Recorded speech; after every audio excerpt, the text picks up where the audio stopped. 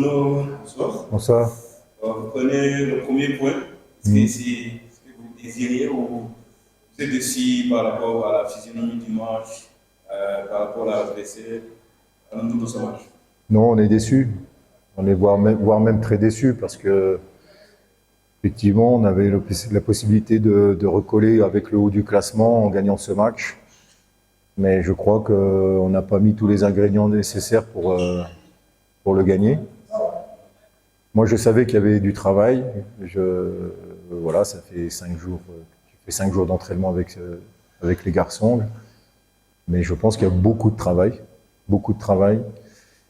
Il y a des attitudes surtout qui m'ont pas plu. Au-delà du résultat, il y a des attitudes qui m'ont pas plu, avec et sans le ballon. Je l'ai dit d'ailleurs aux joueurs. Je pense qu'il y a des choses qu'il va falloir changer. Il va falloir changer certains comportements. Donc ça, c'est mon travail. On va s'y atteler.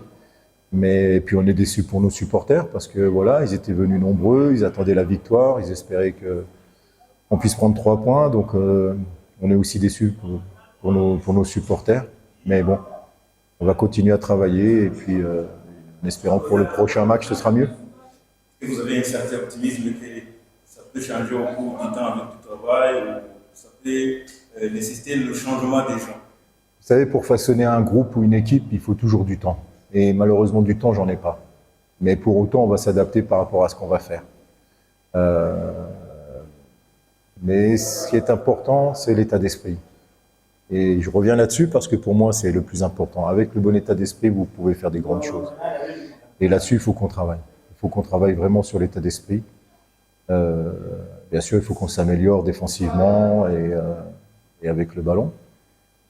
Mais c'est la base de travail, ça va être de changer un peu aussi les mentalités. Et vous avez eu le temps de dialoguer avec un acteur dans l'équipe. Vous avez vraiment l'image claire de l'équipe. Oui, les objectifs, on les connaît. Un club comme Rayon, c'est un club qui doit se situer dans le haut du tableau. Voilà. Mais après, je me suis fait mon idée. Vous savez, j'avais assisté au dernier match contre Gorilla. Donc j'avais déjà eu une approche des choses. Tout au long de la semaine aussi, j'ai pu voir des choses. Mais j'attendais autre chose. Alors, sur le jeu en lui-même, encore une fois, vous ne pouvez pas demander trop de choses en 5 jours. C'est pas possible. C'est normal. Mais sur l'aspect mental, ça me chagrine. Ça me chagrine beaucoup. Est-ce que tu sens la touche professionnelle au sein de l'équipe? Tu penses les aider à améliorer certaines... Ouais, non, mais il y a des améliorations à faire. Il faut gagner en professionnalisme dans certains secteurs, dans l'approche aussi. Voilà. Après, Rome s'est pas fait en un jour. J'espère que d'ici quelques temps, on verra quand même la différence, que le jeu va évoluer, que les choses vont se mettre en place. Voilà, nous avons une semaine pour préparer le prochain match. Dès lundi, on va se mettre au travail. On va travailler dur. Normalement, les fans se demandent toujours à propos du coach. Est-ce qu'il est mêlé le football offensif? Parle-nous de ça. Non, moi j'ai envie que mon équipe elle joue. J'ai envie que voilà, je veux pas qu'on soit une équipe qui joue des longs ballons, etc. Je veux qu'on essaie de poser le jeu, mais c'est une approche à la fois technique mais aussi mentale. Voilà, parce qu'il y a des contraintes techniques, il y a des contraintes mentales. Et aujourd'hui, il faut que les joueurs acceptent certaines contraintes. Mais le jeu n'est pas fait que quand tu as le ballon aussi. Il y a aussi l'aspect défensif. Et là, la participation défensive, pour moi aujourd'hui, elle n'a pas été suffisante de la part de tout le monde. Mbere dushimiye Imana kwanza kurangiza match tamakarito menshi twabonye. Nyuma iri nota twari dufite intego y'ibintu bibiri. Swat win cyangwa tutahane inota twazanye. Biradufasha kuko ukuramo inota ku ikipe nka Rayon Sport kinira mu rugo ifite ubushobozi bwinshi kuturuta. Ni inota tushima Imana kuribona kuko rizadufasha mu match ziri imbere. Kwiyamiriza imbere ya match, approche yari Ni ibintu bitatu gusa. Ikintu cya mbere ufa Rayon Sport même si iri mu bibazo iguma ari Rayon Sport. Je ndubaha ikipe nkuru. Rayon Sport narayitoje narayikiniye ndabizi.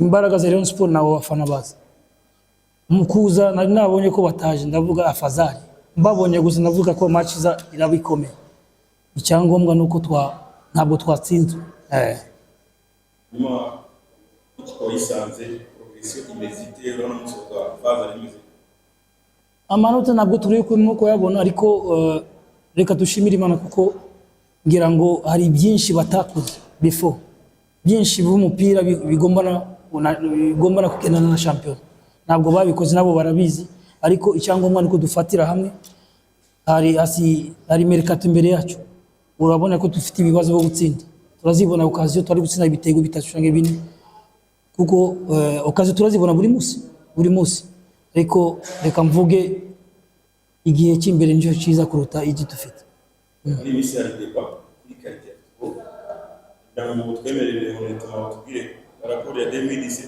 World Champion 2016 n'ubu yarazamutse cyane competition yazamutse reka mvuge muri shampiyona y'umwaka ushize numvise kandi narebye quelques match ni izakomera uzi impamvu uno munsi dufite 11 trois équipes cyangwa 4 équipes ziri imbere ni 12 13 14 15 urumva bya bindi bya bakora ngo sinzi uyaratsinda iti urumva oya retour izabikomeye umuntu abasha ufite yes ziranganya imbaraga kandi zifite ubushobozi nta muntu atsinda tuwa match tangira equipe zose APR Police presque peut-être match za mbere ariko kuva ku journée y'umunani nta muntu aratsinda tuwa match successive ça veut dire que umuntu wese ejo Bugesera atsinze Police ejo bundi Musanze itsinda APR urumva ko buri muntu ashobora gutsindwa cyangwa agatsinda urumva icyo nico gituma shampiyona uyu mwaka izabikomeye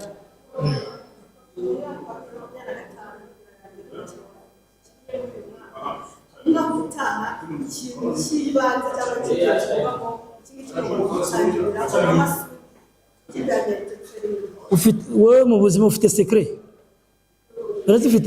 urazivuga ntabwo nazivuga 2025 2026 izaba iyindi plutôt 2026 2027 izaba iyindi kuko tugiye kushiramo izindi mbaraga kuko twari dufite peut-être izo dufite zari zitameze neza kuko twabifuza ariko 2026 ngira ngo reka dusabe n'Imana kuko byose bivana no bushobozi bw'Imana sawa.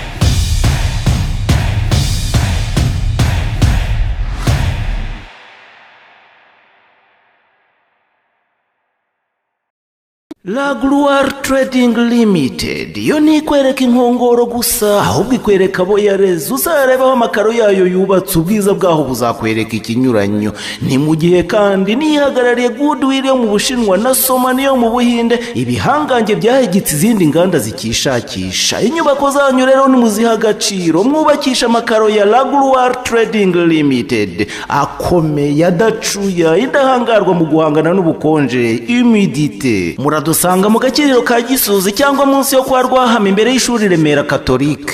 La Gloire Trading Limited, good tiles, good price. Umaze iminsi wibaza ahantu hizewe wajyana imodoka yawe ikongera ikamera neza nk'ivuye ku ruganda? Junior Auto Clinic Limited ni garage rigezweho riri mu ya mbere mu Rwanda. Dukora ubukanishi rusange, tugakora boîte de vitesse, diagnostic, aho twifashisha imashini scanner zigezweho. Dukora amashanyarazi y'imodoka, suspension, turagorora tukanatera n'amarangi bikaza ukwabyo, tukanashyira amatara n'amapine ku murongo hamwe n'ibindi byinshi. Iwacu twakira imodoka zose, zaba izinywa karibira, hybrid hamwe na full electric.